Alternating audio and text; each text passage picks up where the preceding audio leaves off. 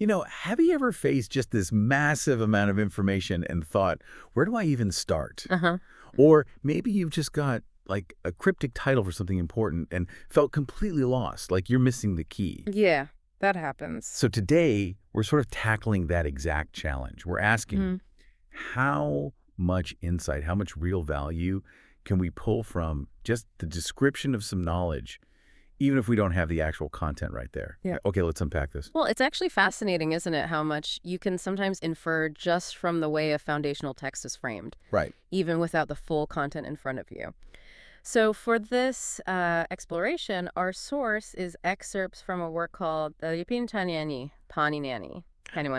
Okay. And the specific bit we're looking at is described as Wayanini, Horanini, Ohosimo Horanini, Huareni. Which essentially it's the description of a life introduction in Hindi for a really significant literary figure. That's really interesting. So we're not actually diving into Panchi's full biography today. No, not the biography itself. We're trying to see what we can learn just from the description of it. So when you hear that phrase, "Kanaka, okunchi kannada moku dufagari kanchi kireka, atane ekadonga jilava parite." Yeah. Now, Sumitra Nandan Panchi's life introduction in Hindi language. What does that term, jeevan parichay, what does that immediately signal? Like, what kind of depth, what kind of information should someone expect? Right. And maybe more importantly, if I'm a learner, just seeing that description, what's the practical use? What does it tell me right away before reading anything else?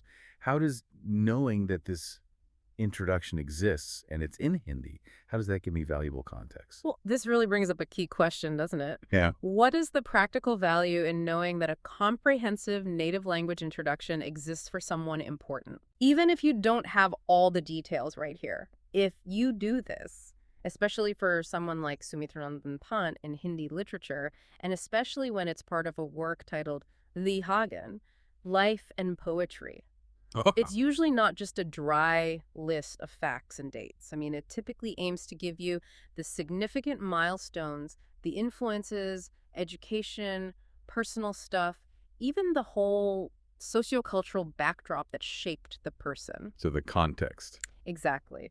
In Pan's case, you'd expect it to link his life experiences directly to his poetry. It gives you the why behind the what's of his creative work. Right. So as a learner, it tells you straight away, there's a foundational layer of understanding available. A bedrock exists. Okay, so if I'm, say, a researcher, just seeing, well, my two selves, call it a call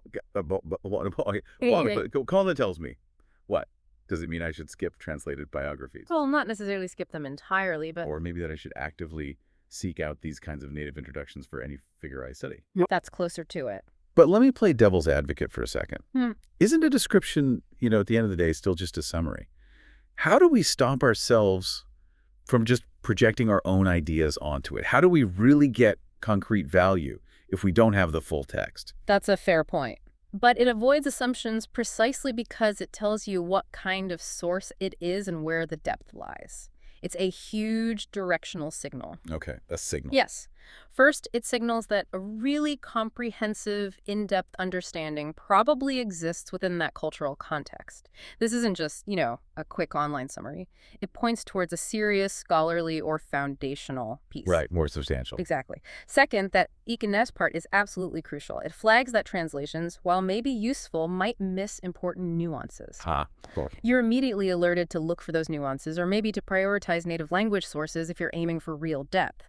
For serious study, often your first move for any major figure should be to find that kind of foundational native language biography. So it's like a starting point. It's often the bedrock, yes. Think of it maybe like being handed a detailed syllabus for an advanced university course you're thinking about taking. Interesting analogy. You haven't actually attended the class yet, right?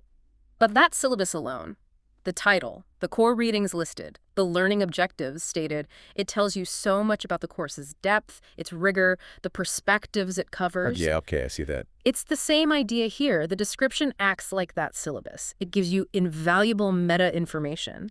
It can save you time piecing together scattered facts and points you towards the authentic and likely most insightful interpretations. That syllabus analogy really does click. It makes it clear how the description itself is like a map before you even start the journey. Precisely. And pulling this all together, I think we've really just scratched the surface of a powerful idea here.